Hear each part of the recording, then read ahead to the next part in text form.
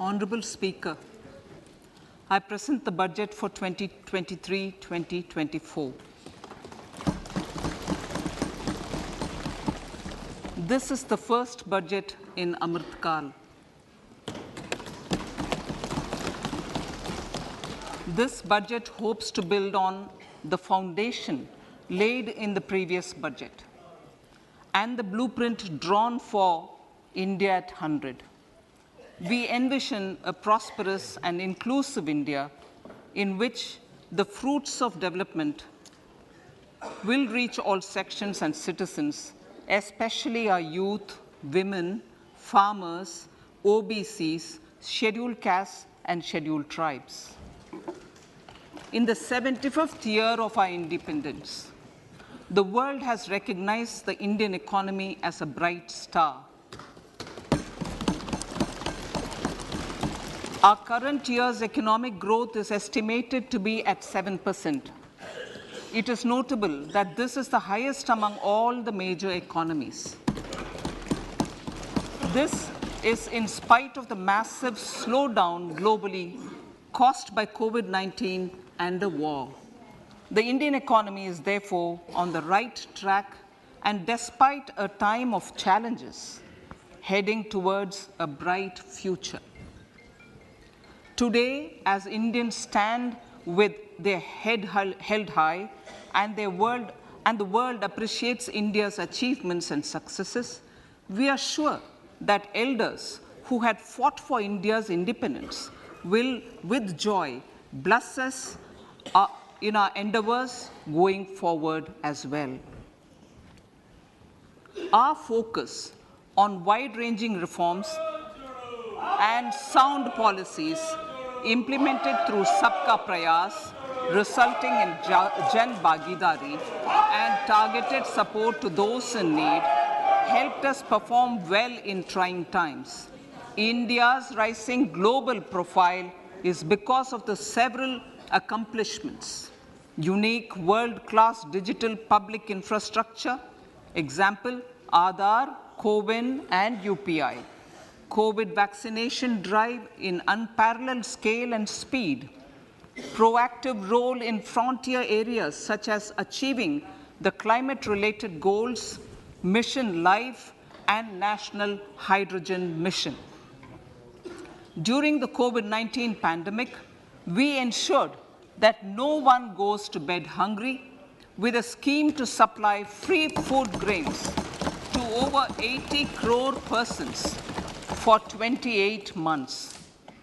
Continuing our commitment to ensure food and nutritional security, we are implementing from 1st January 2023 a scheme to supply free food grain to all Antyodaya and priority households for the next 1 year.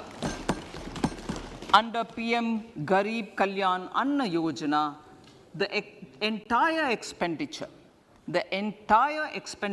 of about 2 lakh crore will be borne by the central government.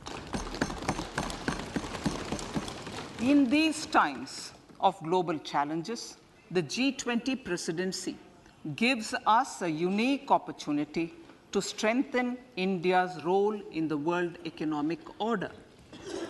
With the theme of Vasudhaiva Kutumbakam, we are steering an ambitious, people-centric agenda to address global challenges and to facilitate sustainable economic development. The government's efforts since 2014 have ensured for all citizens a better quality of life and life of dignity. The per capita income has more than doubled to 1.97 lakh rupees. In these 9 years, the Indian economy has increased in size from being 10th to 5th largest in the world. We have significantly improved our position as well as a well-governed and innovative country with a conducive environment for business as reflected in several global indices. we have made a significant progress in many sustainable development goals. The economy has become a lot more formalized, as reflected in the EPFO membership, more than doubling to 27 crore, and rupees 7,400 crore digital payments of 126 lakh crore rupees through UPI in 2022. The efficient implementation of many schemes with universalization of targeted benefits has resulted in inclusive development. Some of the schemes are 11.7 crore household toilets under Swachh Bharat mission, which is achieved, 9.6 crore LPG connections under Ujjwala, 220 crore COVID vaccination of 102 crore persons, 47.8 crore PM Jan Dhan bank accounts, insurance cover for 44.6 crore persons under PM Suraksha Bima and PM Jeevan Jyoti Yojana, and cash transfer of 2.2 lakh crores of rupees to 11.4 crore to over 11.4 crore farmers under PM Kisan Samman Nidhi. Our vision for the Amrit Kal includes technology-driven and knowledge-based economy with strong public finances and a robust financial sector. To achieve this, Jan Bhagidari through Sabka Saath, Sabka Prayas is essential. The economic agenda for achieving this vision focuses on three things. First, facilitating ample opportunities for citizens, especially the youth, to fulfill their aspirations. Second, providing strong impetus to growth and job creation. And third, strengthening macroeconomic stability. To service these focus areas in our journey to India at 100, we believe that the following 4 opportunities can be transformative during Amrit Kal. Economic empowerment of women.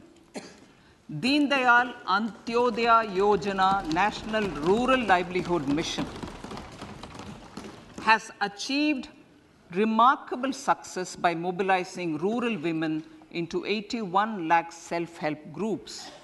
We will enable these groups to reach the next stage of economic empowerment through formation of large producer enterprises or collectives, with each having several thousand members and managed professionally. They will be helped with raw materials supply and for better design, quality, branding, and marketing of their products. Through supporting these policies, they will be enabled to scale up their operations to serve the large consumer markets, as has been the case with the several startups growing into unicorns. PM Vishwakarma Kaushal Samman, PM Vikas. For centuries, traditional artisans and craftspeople who work with their hands using tools have brought renown for India. They're generally referred to as Vishwakarma. The art and the handicraft created by them represents the true spirit of Atmanirbhar Bharat. For the first time, a package of assistance for them has been conceptualized. The new scheme will enable them to improve the quality, scale, and reach of their products, integrating them with the MSME value chain.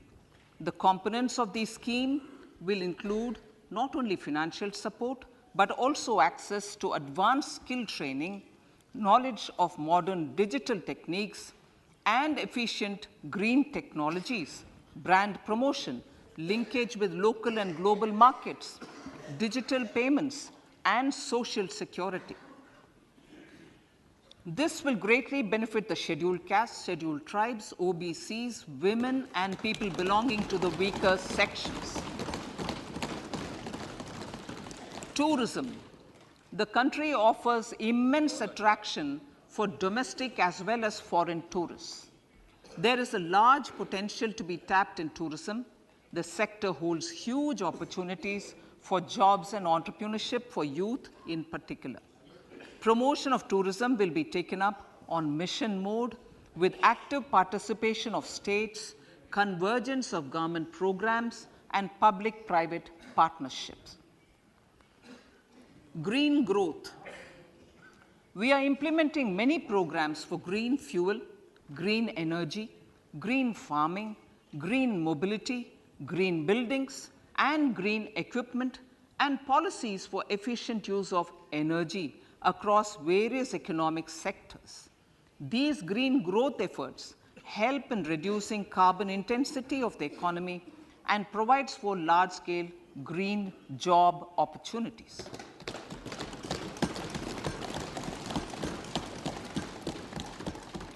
Priorities of this budget. The budget adopts the following 7 priorities. They complement each other and act as the Saptarishi guiding us through the Amritkal. Inclusive development, reaching the last mile, infrastructure and investment, unleashing the potential, green growth, youth power, and financial sector. I now speak on the priority number 1, inclusive development. The government's philosophy of Sabka Saath, Sabka Vikas has facilitated inclusive development covering in specific farmers, women, youth, OBCs, scheduled castes, scheduled tribes, Divyangjan, and economically weaker sections, and overall priority for the underprivileged, Vanchiton ko Variyata. There has also been a sustained focus on Jammu Kashmir, Ladakh, and the Northeast. This budget builds on those efforts. Digital public infrastructure for agriculture. Digital public infrastructure for agriculture will be built as an open source, open standard, and interoperable public good. This will enable inclusive farmer-centric solutions through relevant information services for crop planning and health, improved access to farm inputs, credit and insurance, help for crop estimation, market intelligence, and support for growth of agri-tech industry and startups.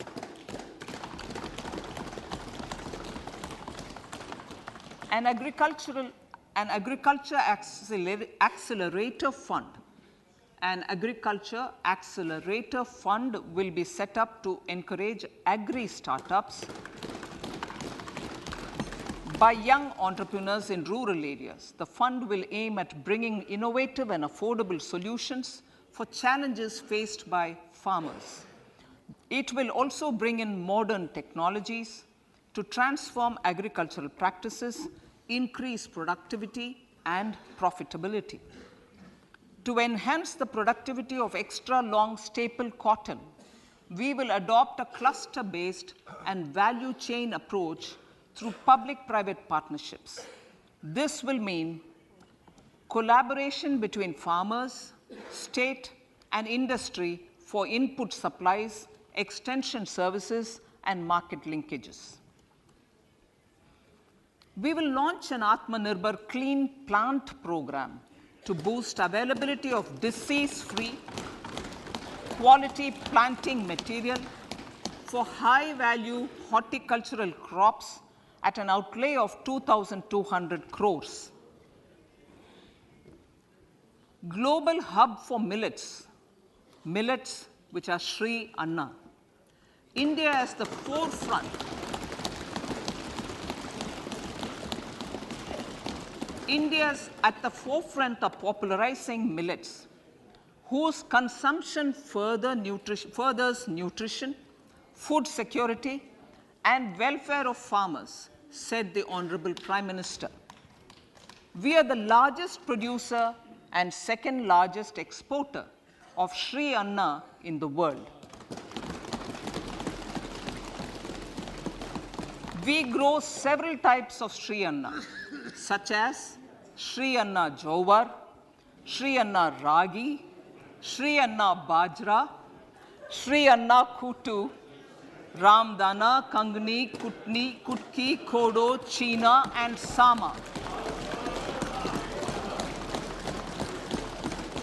These have a number of health benefits and have been an integral part of our food for centuries. I acknowledge with pride the huge service done by small farmers in contributing to the health of fellow citizens by growing these Sri Anna. Now, to make India a global hub for Sri Anna, the Indian Institute of Millet Research, ideally Indian Institute of the Sri Anna Research, Hyderabad, will be supported as the center of excellence for sharing best practices, research, and technologies at the international level.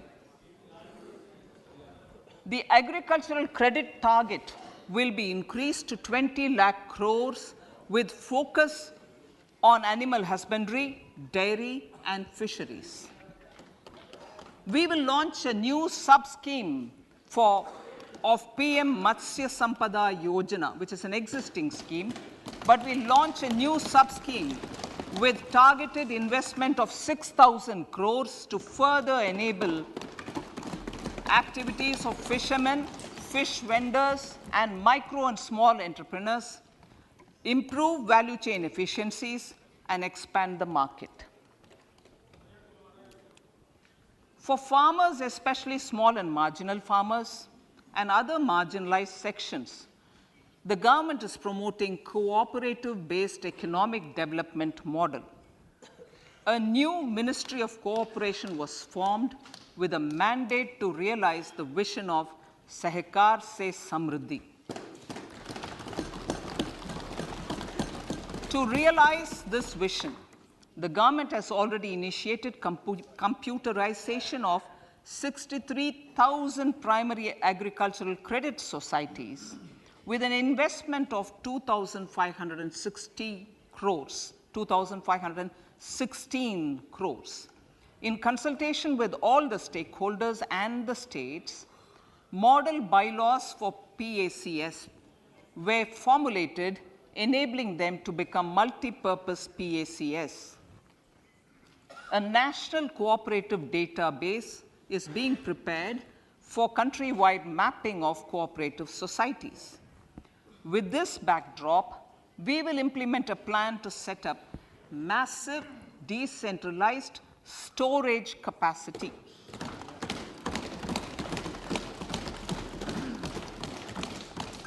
This will help farmers store their produce and realize remunerative prices through sale at appropriate times.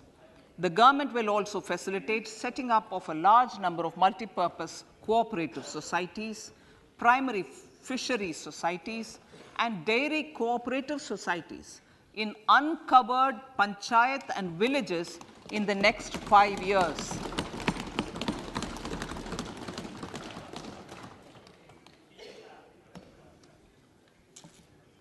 Health, education, and skilling.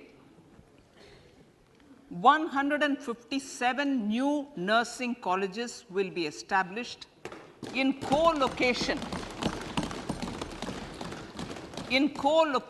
with the existing 157 medical colleges established since 2014.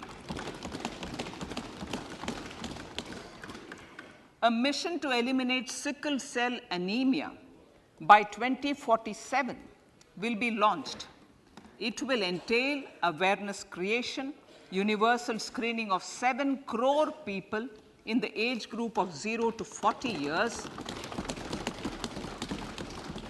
in affected tribal areas, and counseling through collaborative efforts of central ministries and state governments.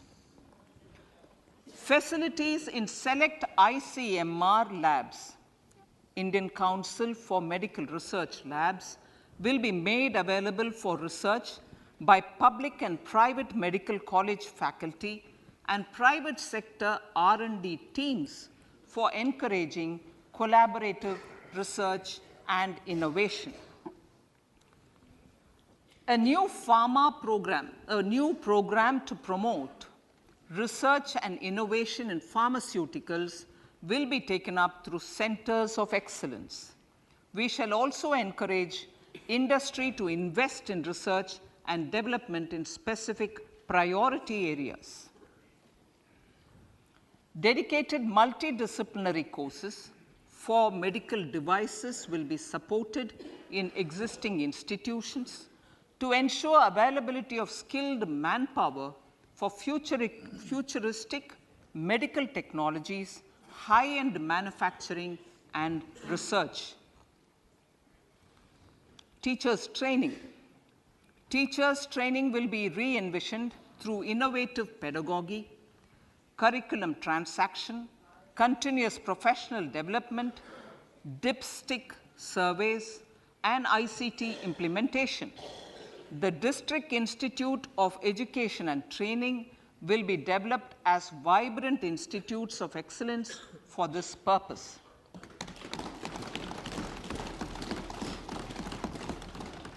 National Digital Library for Children and Adolescents. A National Digital Library for Children and Adolescents will be set up for facilitating availability of quality books across geographies, languages, genres, and levels, and device-agnostic accessibility. States will be encouraged to set up physical libraries for them at panchayat and ward levels and provide infrastructure for accessing the national digital library resources. Additionally, to build a culture of reading and to make up for pandemic time learning loss, the National Book Trust, the Children's Book Trust, and other sources will be encouraged to provide and replenish non-curricular titles in regional languages and in English to these physical libraries. Collaboration with NGOs that work in literacy will also be a part of this initiative.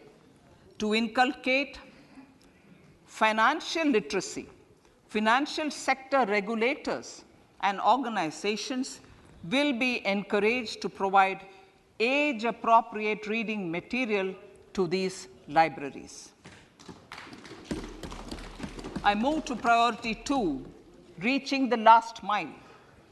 Prime Minister Vajpayee's government had formed the Ministry of Tribal Affairs and the Department of Development of Northeast Region to provide a sharper focus to the objective of reaching the last mile. Our government has formed the Ministries of Ayush, Fisheries, Animal Husbandry and Dairying, Skill Development, Jal Shakti, and Cooperation. Building on the success of the Aspirational Districts program, the government has recently launched the Aspirational Blocks program, covering 500 blocks for saturation of essential government services across multiple domains such as health, nutrition, education, agriculture, water resources, financial inclusion, skill development, and basic infrastructure. Manya Speaker, Sir, Pradhan Mantri PBTG, which is Primitive Vulnerable Tribal Groups Development Mission, is being launched. To improve socio-economic conditions of the particularly vulnerable tribal groups, the PVTGs as we refer them to, Pradhan Mantri PVTG Development Mission will be launched.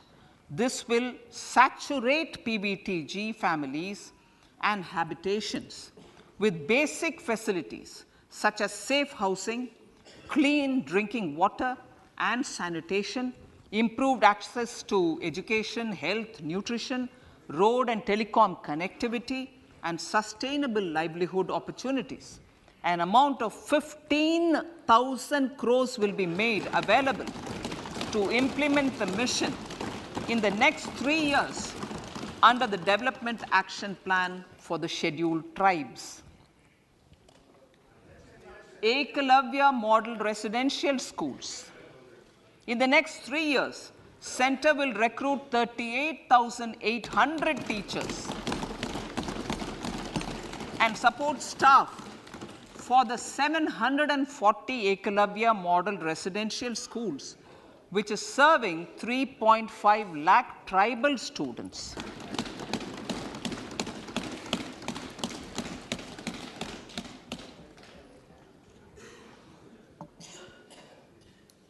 In the drought-prone central regions of Karnataka, central assistance of 5,300 crore will be given to Upper Bhadra project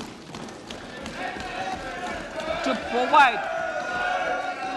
provide sustainable micro-irrigation and filling up of surface tanks for drinking water. PM Awas Yojana.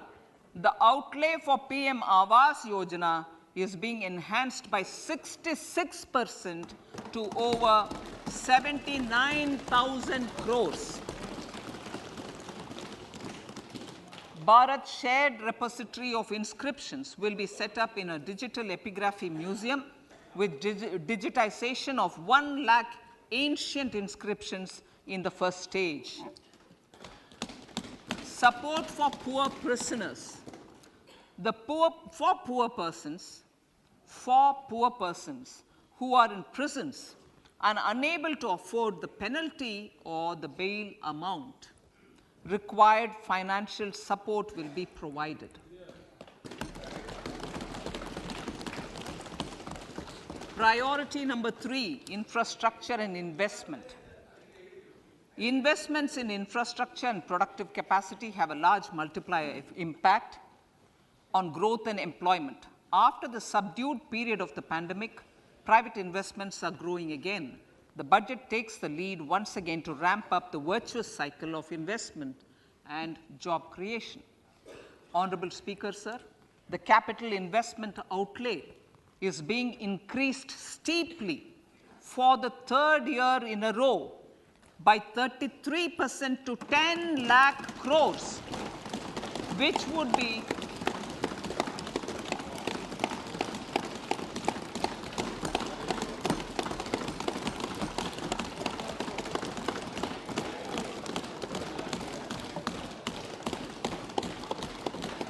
which would be 3.3% of GDP. This will almost be 3 times the outlay made in 2019-20.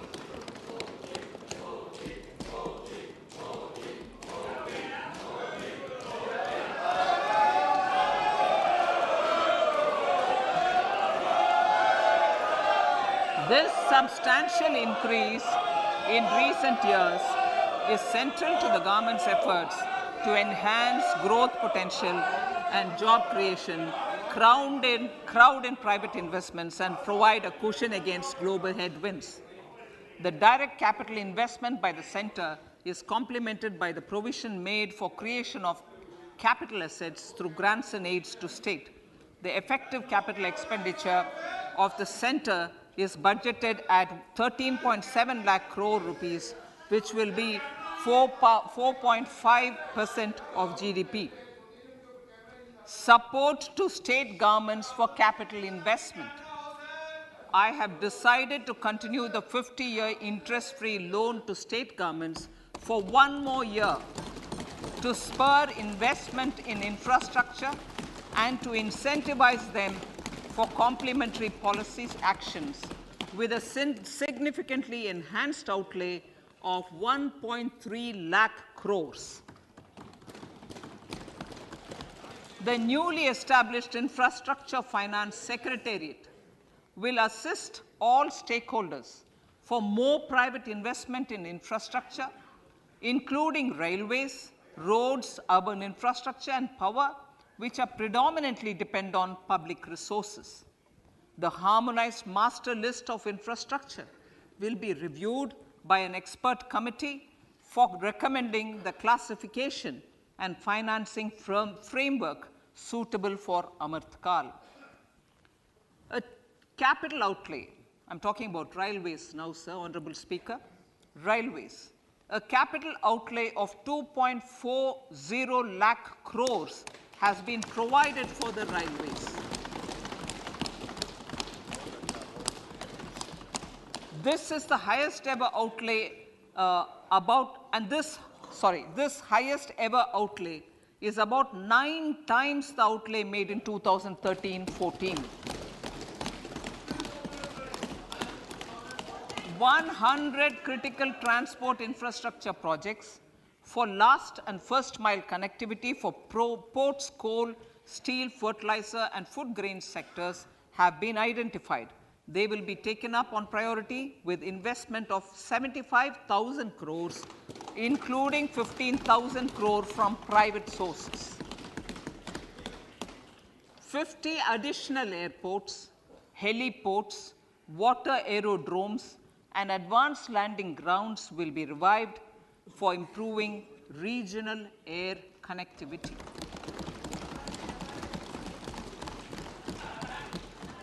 Sustainable cities for tomorrow.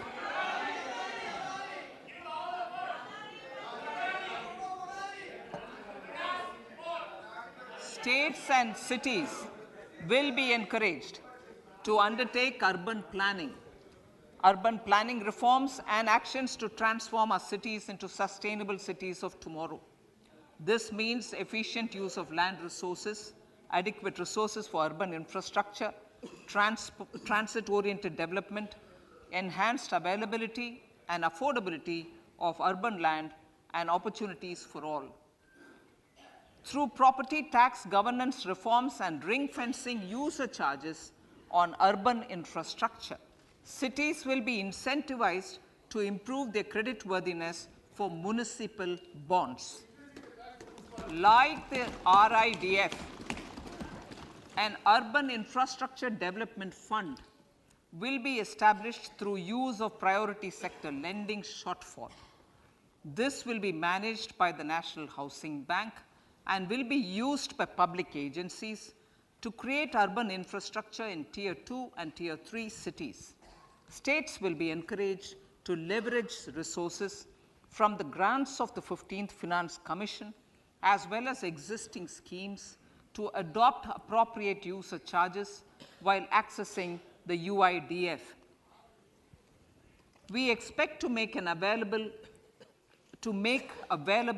10,000 crore rupees per annum for this purpose. All cities and towns will be enabled for 100% mechanical desludging of septic tanks and sewers to transition from manhole to machine hole mode.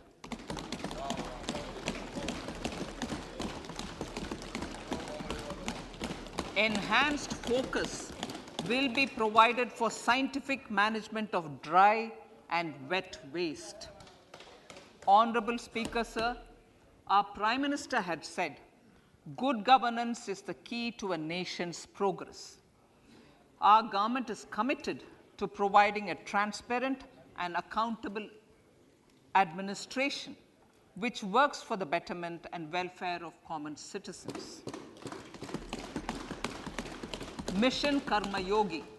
Under Mission Karma Yogi, center, states, and the union territories are making and implementing capacity building plans for civil servants. The government has also launched an integrated online training platform, I Got Karma Yogi, to provide continuous learning opportunities for lakhs of government employees to upgrade their skills and facilitate people-centric approach. Sir, for enhancing ease of doing business, more than 39,000 compliances have been reduced, and more than 3,400 legal provisions have been decriminalized. For furthering the trust-based governance, we have introduced the Jan Vishwas Bill to amend 42 central acts. This budget proposes a series of measures to unleash the potential of our economy. Centers of Excellence for Artificial Intelligence. For realizing the vision of Make AI in India and Make AI Work for India, 3 centers of excellence for artificial intelligence will be set up in top educational institutions.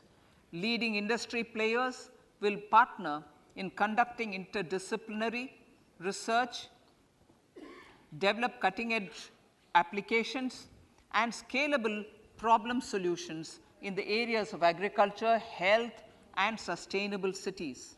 This will galvanize an effective AI ecosystem and nurture quality human resources in the field. National Data Governance Policy. To unleash innovation and research by startups and academia, a national data governance policy will be brought out. This will enable access to anonymized data. The KYC process will be simplified, adopting a risk-based instead of one-size-fits-all approach. The financial sector regulators will also be encouraged to have a KYC system fully amenable to meet the needs of digital India. One-stop solution for identity and address updating. A one-stop solution for reconciliation and updating of identity and address of individuals maintained by various government agencies, regulators, and regulated entities will be established using DigiLocker service and Aadhaar as foundational identity. Speaker, sir, common business identifier.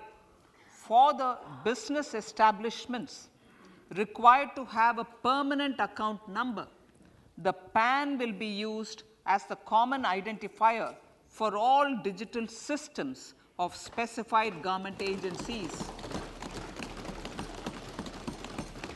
This will bring ease of doing business, and it will be facilitated through a legal mandate. For obviating the need for separate submission of same information to different government agencies, a system of unified filing process will be set up. Such filing of information or return in simplified forms on a common portal will be shared with other agencies as per the filer's choice. Vivad Se Vishwas 1, relief for MSMEs. In cases of failure by MSMEs to execute contracts during the COVID period, 95% of the forfeited amount relating to the bid or performance security will be returned to them by government and government undertakings. This will provide relief to the MSMEs. Vivad Se Vishwas 2, settling contractual disputes. To settle contractual disputes of government and government undertakings, wherein arbitral award is under challenge in a court, a voluntary settlement scheme with standardized terms will be introduced. This will be done by offering graded settlement terms depending on pendency level of the dispute. The state support mission of Niti Aayog will be continued for 3 years for our collective efforts towards national priorities. Result-based financing. to better allocate scarce resources for competing development needs, the financing of select schemes will be changed on a pilot basis from input-based to result-based. E-courts. For efficient administration of justice, Phase 3 of e-courts projects Phase 3 of the e-courts project will be launched with an outlay of 7,000 crores. Fintech services in India have been facilitated by our digital public infrastructure, including Aadhaar, PM Jan Dhan Yojana, Video, KYC, India Stack, and UPI. To enable more fintech innovative services, the scope of documents available in DigiLocker for individuals will be expanded. An entity, DigiLocker, will be set up for the use by MSMEs, large businesses, and also charitable trusts. This will be towards storing and sharing documents online securely whenever needed with various authorities, regulators, banks, and other business entities. 5G services. 100 labs for developing applications using 5G services will be set up in engineering institutions.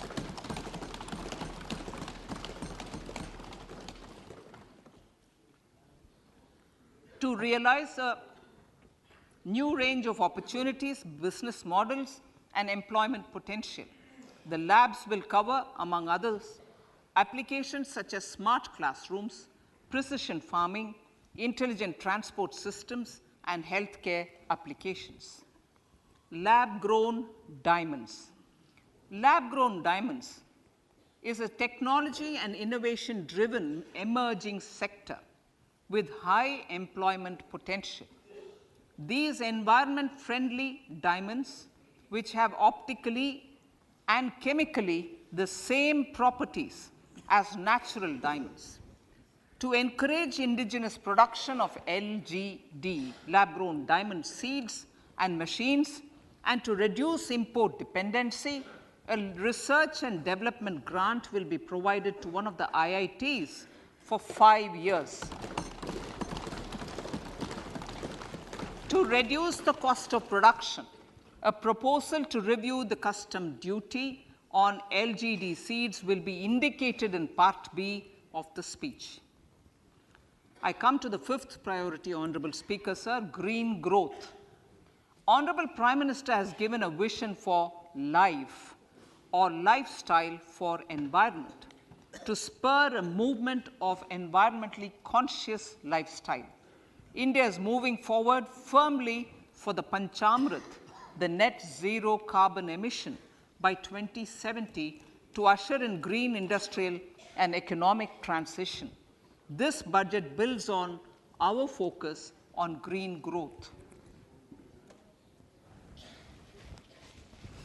The recently launched National Green Hydrogen Mission, with an outlay of 19,700 crores, will facilitate transition of the economy to low carbon intensity, reduce dependence on fossil fuel imports, and make the country assume technology and market leadership in this sunrise sector.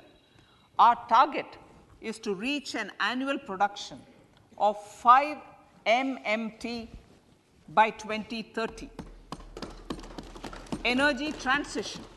This budget provides for 35,000 crores for priority capital investment towards energy transition and net zero objectives and energy security by Ministry of Petroleum and Natural Gas. To steer the economy on sustainable development path, battery energy storage systems with capacity of 4,000 MWH will be supported with viability gap funding. A detailed framework for pumped storage projects will also be formulated.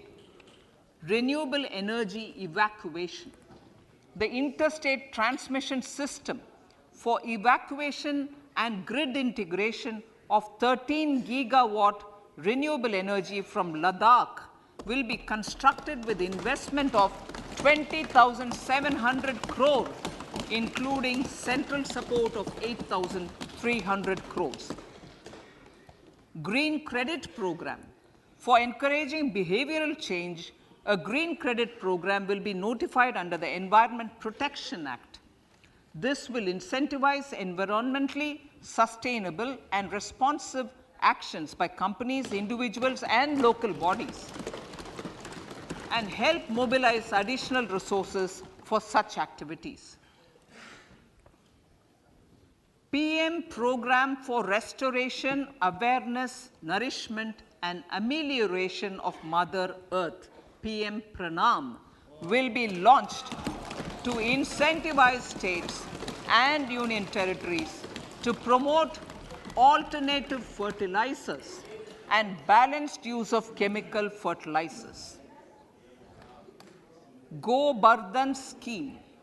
500 new waste to wealth plants under Go Bardhan, galvanizing organic bio-agro resources done. Go Bardhan scheme will be established for promoting circular economy. These will include 200 compressed biogas plants, including 75 plants in urban areas, and 300 community or cluster-based plants at a total investment of 10,000 crores. I will refer to this in Part B also. In due course, a 5% CBG mandate will be introduced for all organizations marketing natural and biogas. For collection of biomass and distribution of biomanure, appropriate fiscal support will also be provided. Bharatiya Prakritik Kheti Bio-Input Resource Centers. Over the next 3 years, we will facilitate 1 crore farmers to adopt natural farming.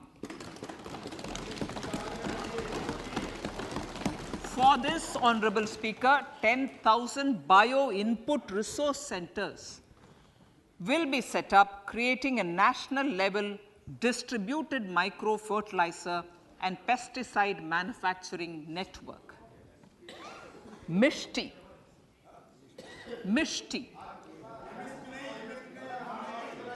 Building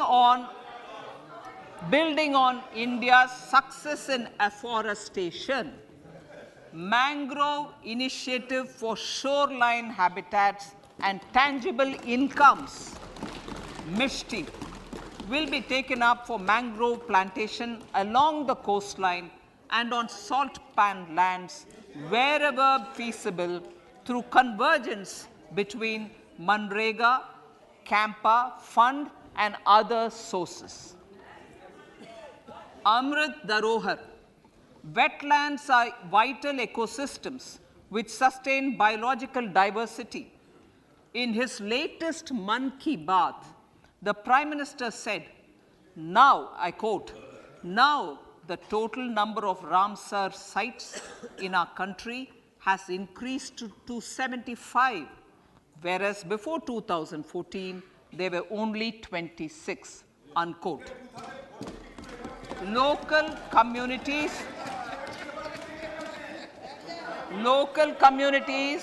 have always been at the forefront of conservation efforts. The government will promote their unique conservation values through Amrit Dharohar, a scheme that will be implemented over the next 3 years to encourage optimal use of wetlands and enhance biodiversity, carbon stock, ecotourism opportunities, and income generation for local communities. Coastal shipping. Coastal shipping will be promoted as the energy efficient and lower cost mode of transport, both for passengers and freight, through PPP mode with viability gap funding. Vehicle replacement. Vehicle replacement is an important continuing policy, replacing the old I know.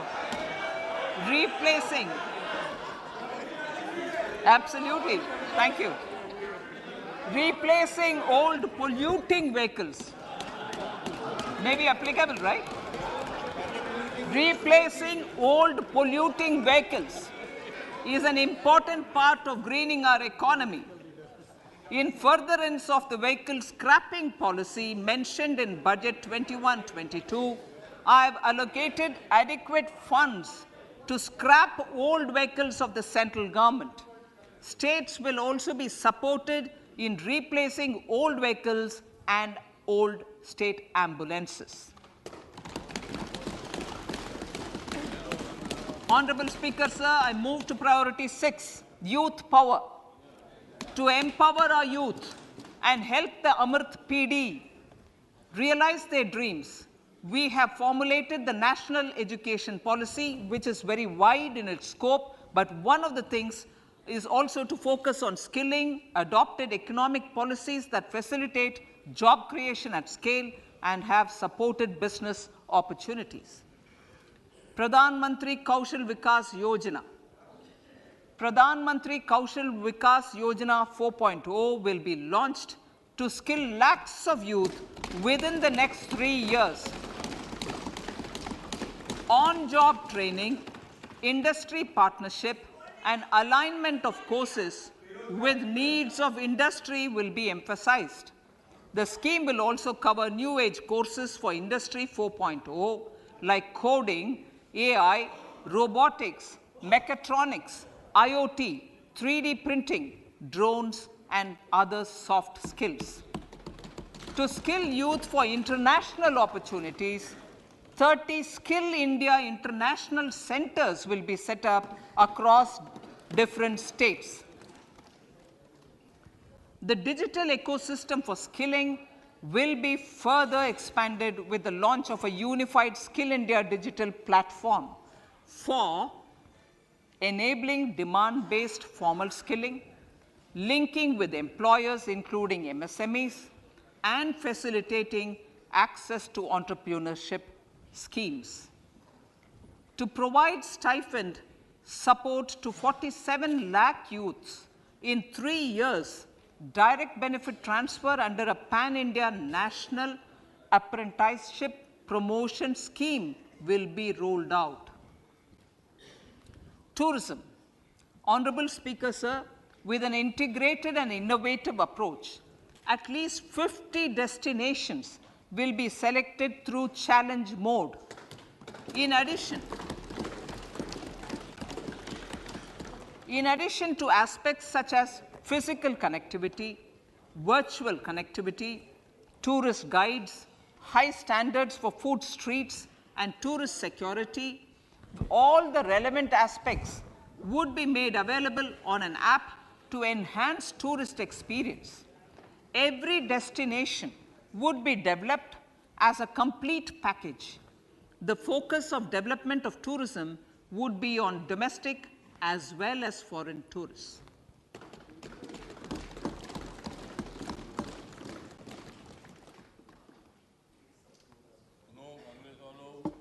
Sector-specific skilling and entrepreneurship development will be dovetailed to achieve the objectives of Dekho Apna Desh initiative. This was launched as an appeal by the Honorable Prime Minister to the middle class to prefer domestic tourism over international tourism. The integrated development of theme-based tourist circuits, the Swadesh Darshan scheme, was also launched. Under the Vibrant Villages program, tourism infrastructure and amenities will be facilitated in border villages. Unity Mall. States will be encouraged to set up a Unity Mall in their state capital or most prominent tourism center or the financial capital for promotion and sale of their one district, one product and GI products and other handicraft products, and for providing space for such products of all other states as well. Sir, priority number 7, Financial sector. Our reforms in the financial sector and innovative use of technology have led to financial inclusion at scale, better and faster service delivery, ease of access to credit, and participation in financial markets. This budget proposes to further these measures. Credit guarantee for MSMEs. Last year, I proposed revamping of the credit guarantee scheme for the MSMEs. I am happy to announce that the revamped scheme will take effect from 1st April 2023 through infusion of 9,000 crores in the corpus.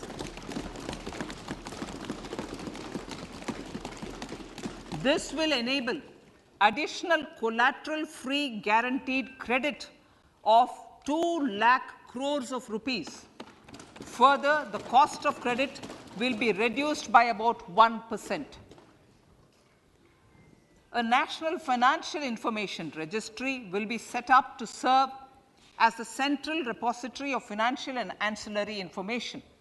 This will facilitate efficient flow of credit, promote financial inclusion, and foster financial stability. A new legislative framework will govern this credit public infrastructure and will be designed in consultation with the RBI.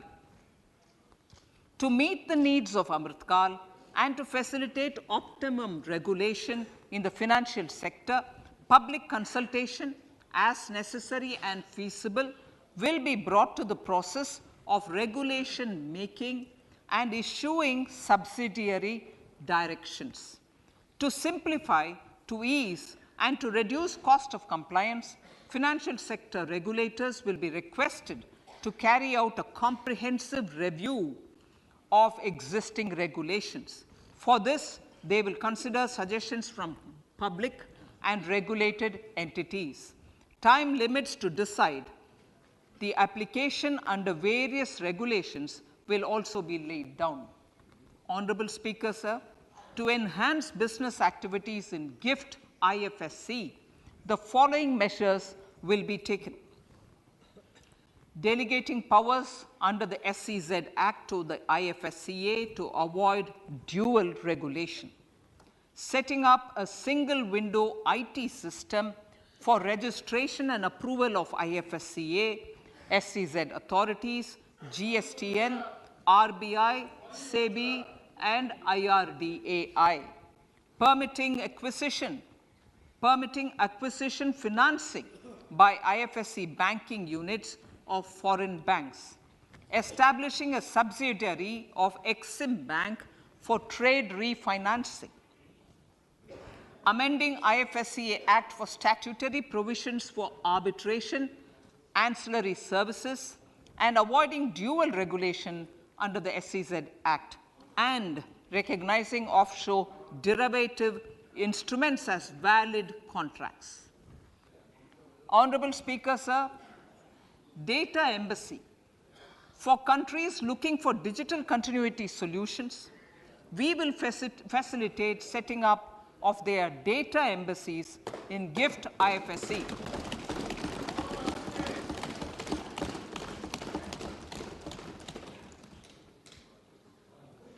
Improving governance and investor protection in banking sector.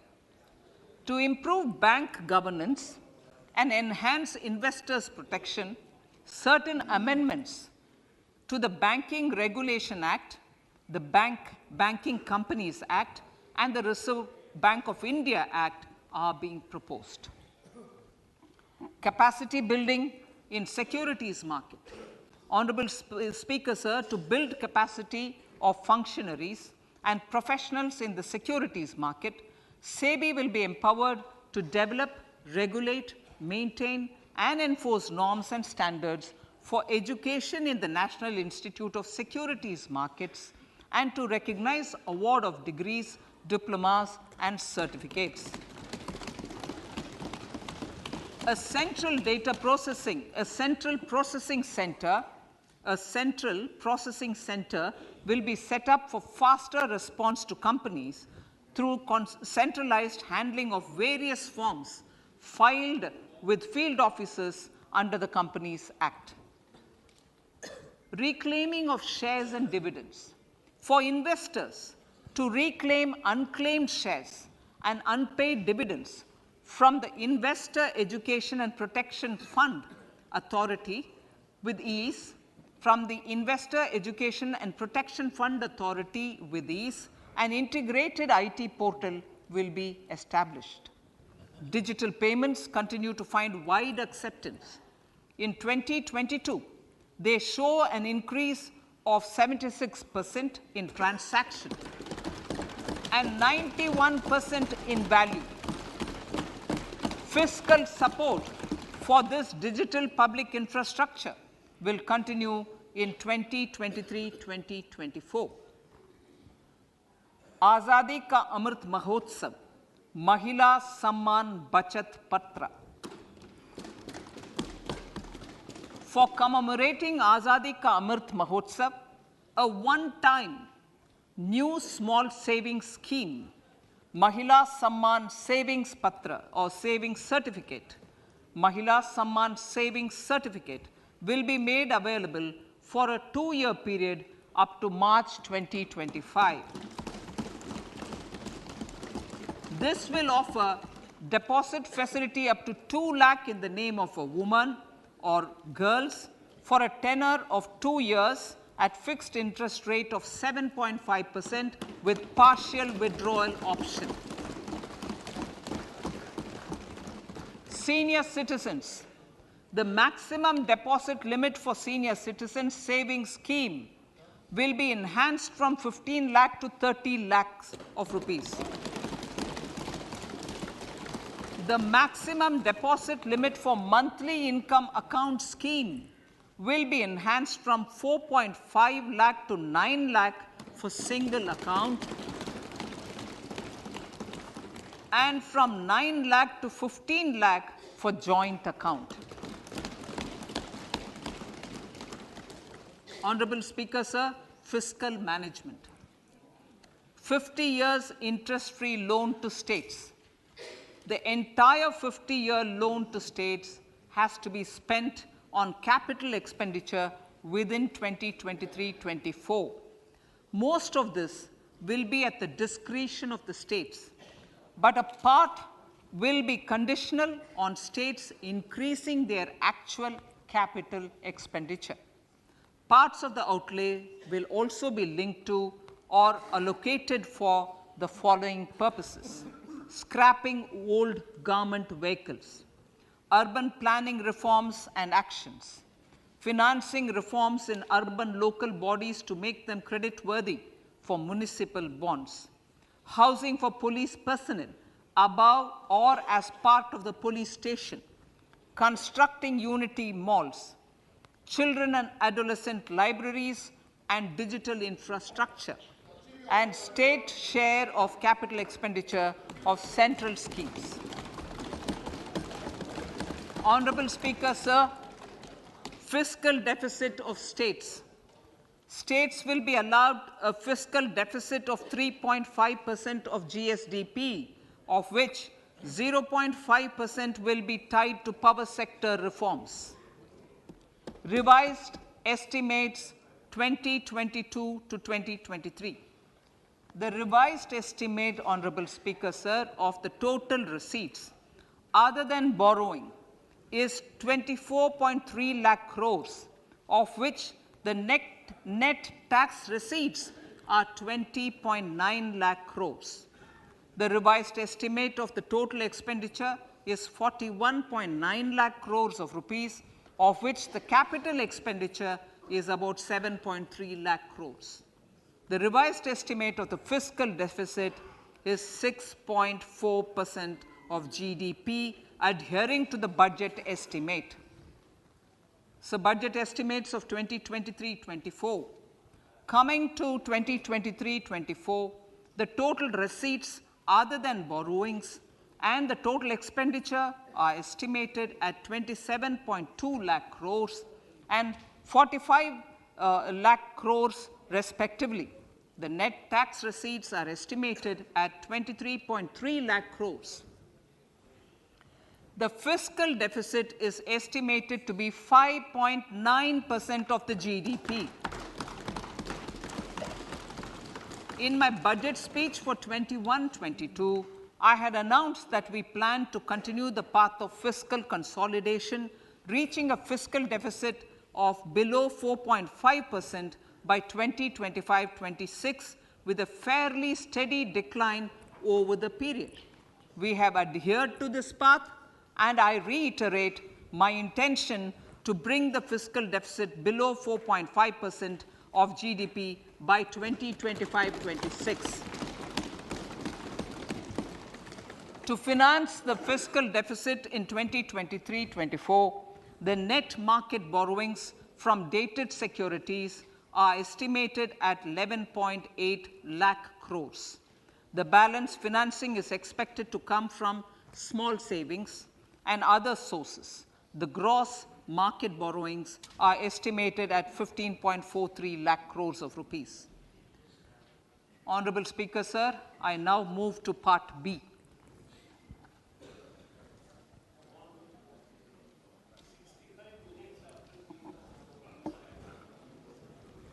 Indirect taxes. My indirect tax proposals will aim to promote exports, boost domestic manufacturing, enhance domestic value addition, encourage green energy and mobility. A simplified tax structure with fewer tax rates helps in reducing compliance burden and improving tax administration. I propose to reduce the number of basic customs duty rates on goods other than textiles and agriculture from 21 to 13. As a result, there are minor changes in the basic custom duties, cesses and surcharges on some items including toys, bicycle, automobiles and naphtha. Green mobility. To avoid cascading of taxes on blended compressed natural gas, I propose to exempt excise duty on GST paid compressed biogas contained in it. To further provide impetus to green mobility, customs duty exemptions is being extended to import of capital goods and machinery required for manufacture of lithium-ion cells for batteries used in electrical vehicles as well. Electronics. As a result of various initiatives of the government, including phased manufacturing program, mobile phone production in India has increased from 5.8 crore units valued at about 18,900 crore in 2014-15 to 31 crore units valued at 2,75,000 crore in the last financial year. To further deepen domestic value addition in manufacturing of mobile phones, I propose to provide relief to customs duty. I propose to provide relief in customs duty on import of certain parts and inputs like camera lens, and continue the concessional duty on lithium-ion cells for batteries for another year. Similarly, to promote value addition in manufacture of televisions, I propose to reduce the basic customs duty on parts of open cells of TV panels to 2.5%. Electrical. To rectify inversion of duty structure and encourage manufacturing of electric kitchen chimneys, the basic custom duty on electric kitchen chimney is being increased from 7.5% to 15%, and that on heat coils for these is proposed to be reduced from 20% to 15%. Chemicals and petrochemicals. Denatured ethyl alcohol is used in chemical industry. I propose to exempt basic customs duty on it. This will also support the ethanol blending program and facilitate an endeavor for energy transition. Basic customs duty is also being reduced on acid-grade fluorospar from 5% to 2.5% to make the domestic fluorochemicals industry competitive. Further, the basic customs duty on crude glycerin for use in manufacture of epichlorohydrin is proposed to be reduced from 7.5% to 2.5%.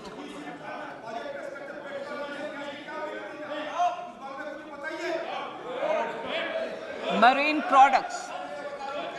In the last financial year, marine products recorded the highest export growth, benefiting farmers in the coastal states of the country. To further enhance the export competitiveness of marine products, particularly shrimps, duty is being reduced on key inputs for domestic manufacture of shrimp feed. India is a global leader, as I said in Part A, in cutting and polishing of natural diamonds, contributing about 3/4 of the global turnover by value. With the depletion of deposits of natural diamonds, the industry is moving towards lab-grown diamonds, and it holds huge promise. To seize this opportunity, I propose to reduce the basic customs duty on seeds used in their manufacture. Customs duties on dore or dore and bars of gold and platinum were increased earlier this fiscal. I propose to increase the duties on articles made therefrom to enhance the duty differential. I also propose to increase the import duty on silver doors, bars and articles to align them with that on gold and platinum. To facilitate availability of raw materials for the steel sector, exemptions from basic custom duty on raw materials for manufacture of CRGO steel, ferrous scrap and nickel cathode is being continued. Similarly, the concessional BCD of 2.5% on copper scrap is also being continued to ensure the availability of raw materials for secondary copper producers who are mainly in the MSME sectors. Compounded rubber. The basic custom duty rate on compounded rubber is being increased from 10% to 25% or 30 kg, whichever is lower, at par with that of natural rubber other than latex, to curb circumvention of duty. Cigarettes. National calamity contingent duty on specified cigarettes was last revised 3 years ago. This is proposed to be revised upwards by about 16%. Direct taxes. I now come to my direct tax proposals. Honorable Speaker, these proposals aim to maintain continuity and stability of taxation, further simplify and rationalize various provisions to reduce the compliance burden, promote the entrepreneurial spirit, and provide tax relief to citizens. It has been constant endeavor of the Income Tax Department to improve taxpayer services by making compliance easy and smooth. Our taxpayers portal received a maximum of 72 lakh returns in a day, processed more than 6.5 crore returns this year. Average processing period reduced from 93 days in financial year 13-14 to 16 days only now. And 45% of the returns were processed within 24 hours. We intend to further improve this, roll out the next generation common IT return form for taxpayer convenience, and also plan to strengthen the grievance redressal mechanism. MSMEs and professionals. MSMEs are growth engines of our economy. Micro enterprises with turnover up to 2 crore of rupees and certain professionals with turnover of up to 50 lakh rupees can avail the benefit of presumptive taxation. I propose to provide enhanced limits of 3 crore and 75 lakh respectively to the taxpayers whose cash receipts are no more than 5%. Whose cash receipts are no more than 5%. Moreover, to support MSMEs in timely receipt of payments, I propose to allow deduction for expenditure incurred on payments made to them only when payment is actually made. Cooperation. Cooperation is a value to be cherished. In realizing our Prime Minister's goal for Sehkar Se Samriddhi and his resolve to connect the spirit of cooperation with the spirit of Amrit Kal, In addition to the measures proposed in Part A, I have a slew of proposals for the cooperation sector. First, new cooperatives that commence manufacturing activities till 2024 31st March shall get the benefit of a lower tax rate of 15%, as is presently available to new manufacturing companies. Secondly, I propose to provide an opportunity to sugar cooperatives to claim payments made to sugarcane farmers for the period prior to the assessment year 2016-17 as expenditure. This is expected to provide them a relief of almost 10,000 crores. Thirdly, I am providing a higher limit of 2 lakh per member for cash deposits to loans in cash by primary agricultural cooperative societies and primary cooperative agriculture and rural development banks. I repeat that. Thirdly, I am providing a higher limit of 2 lakh per member for cash deposits to and loans in cash by primary agricultural cooperative societies and primary cooperative agricultural and rural development banks. Similarly, a higher limit of 3 crore for TDS on cash withdrawal is being provided to cooperative societies. Startups.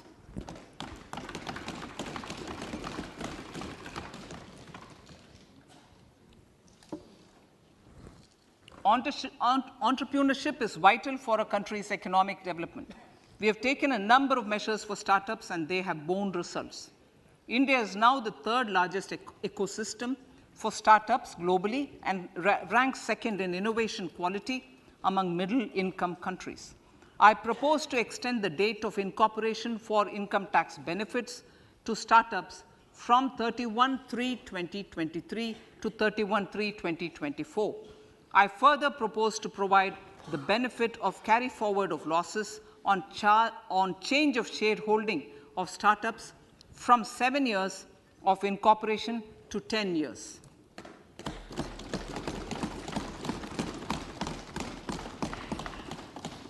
To reduce the pendency of appeals at commissioner level, I propose to deploy about 100 joint commissioners for disposal of small appeals.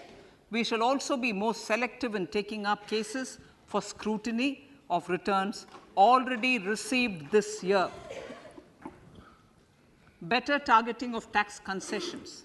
For better targeting of tax concessions and exemptions, I propose to cap deduction from capital gains on investment in residential house under Section 54 and Section 54F to 10 crores.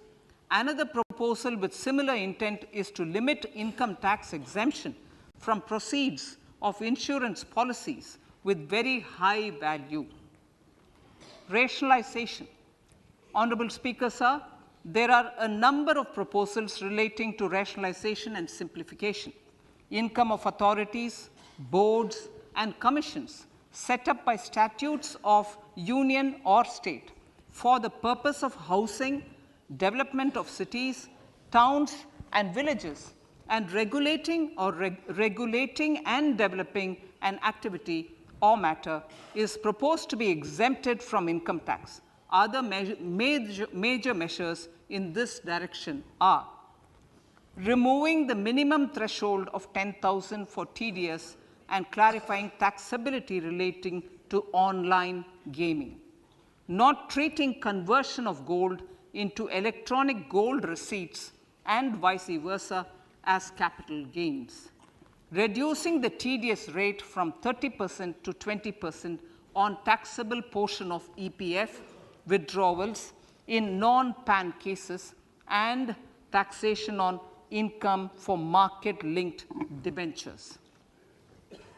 Other major proposals in the finance bill relate to the following: extension of period of tax benefits to funds relocating to IFSC, GIFT City till 31/3/2025, decriminalization under Section 276A of the Income Tax Act, allowing carry forward of losses on strategic disinvestment, including that of IDBI Bank, and providing EEE status to Agniveer Fund. Personal income tax.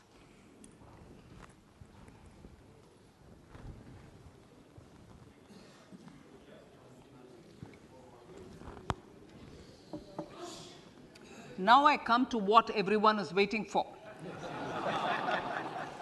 Personal income tax. I have 5 major announcements to make in this regard. These primarily benefit our hard-working middle class. The first one concerns rebate. Currently, those with income up to 5 lakh do not pay any income tax in both old and new regimes. I propose to increase the rebate limit to 7 lakhs in the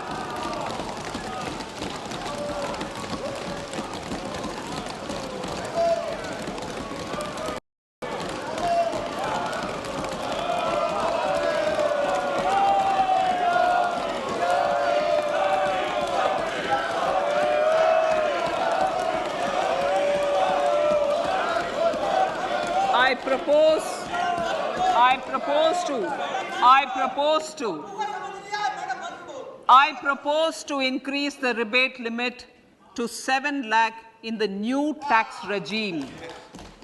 Thus, persons in the new tax regime with income up to 7 lakhs will not have to pay any tax at all. The second proposal relates to middle class individuals. I had introduced in the year 2020 the new personal income tax regime with 6 income slabs starting from 2.5 lakh. I propose to change the tax structure in this regime by reducing the number of slabs to 5 and increasing the tax exemption limit to 3 lakhs. The new tax rates are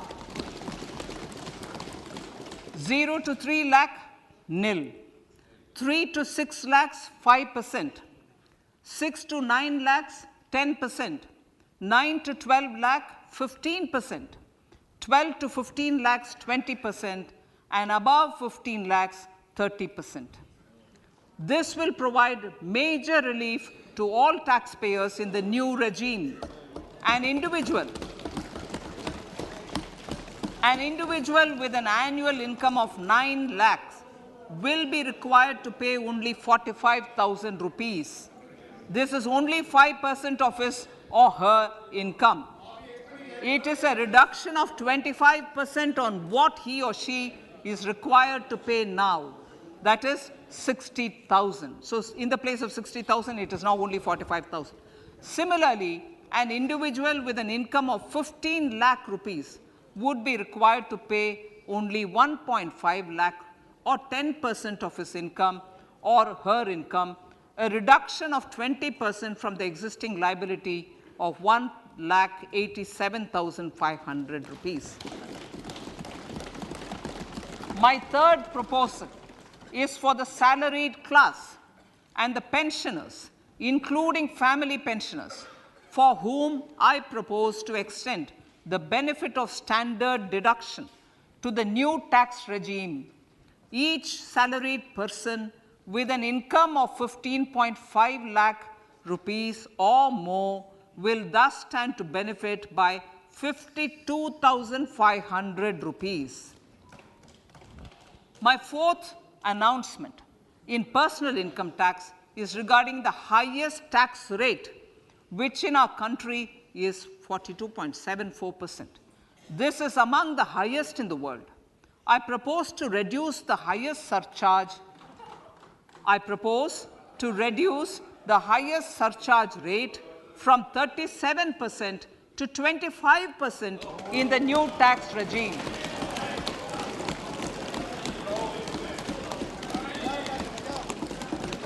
This would result in reduction of the maximum rate. This would result in the reduction of the maximum tax rate to 39%. Lastly, the limit of 3 lakh rupees for tax exemption on leave encashment on retirement of non-government salaried employees was last fixed in the year 2002, when the highest basic pay in the government was only 30,000 rupees per month. In line with the increase in the government salaries, I am proposing to increase this limit to 25 lakh rupees.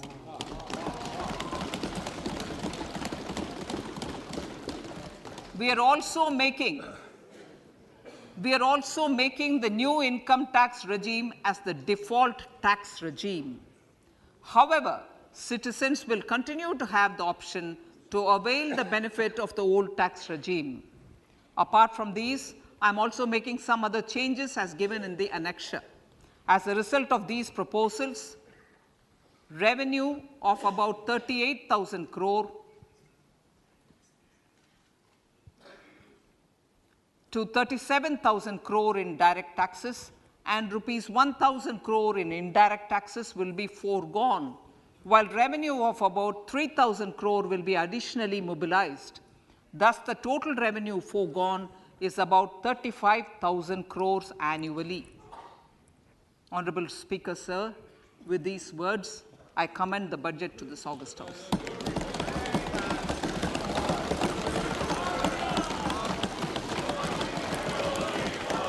One hour, 25 minutes. Item number 1, माननीय Item number 2, Shrimati Nirmala Sitharaman ji. Sir, with your permission, I lay on the table of the following statements. Under Section 3(1) of the Fiscal Responsibility Budget Management Act 2003, 1. Medium-term fiscal policy cum fiscal policy strategy statement and macroeconomic framework statement. माननीय सदस्यगण, जैसा कि आपको समाचार भाग 2 के माध्यम से पहले ही सूचित किया जा चुका है कि माननीय वित्त मंत्री जी के बजट भाषण की प्रतियां हार्ड कॉपी के रूप में उपलब्ध कराई गई है। आप बजट भाषण की अपनी अपनी प्रति प्रकाशन पलक से ले लें। आपको ये भी सूचित किया जाता है कि माननीय मंत्री द्वारा बजट प्रस्तुत किए जाने के पश्चात उसकी प्रतियां आपको मेंबर्स पोर्टल के माध्यम से उपलब्ध करा दी जाएगी। आइटम नंबर 3, माननीय मंत्री जी, वित्त मंत्री जी. Sir, with your permission, I rise to move for leave to introduce the Finance Bill 2023. प्रश्न ये कि विधेयक को पुनर्स्थापित करने की अनुमति प्रदान की जाए। जो सदस्य इसके पक्ष में हाँ कहें, जो सदस्य विरोध में ना कहें। मेरे विचार में निर्णय हाँ वालों के पक्ष में माननीय मंत्री जी विधेयक को पुनर्स्थापित करें। Sir, I introduce the bill. सभा की कार्रवाई कल गुरुवार दिनांक 2 फरवरी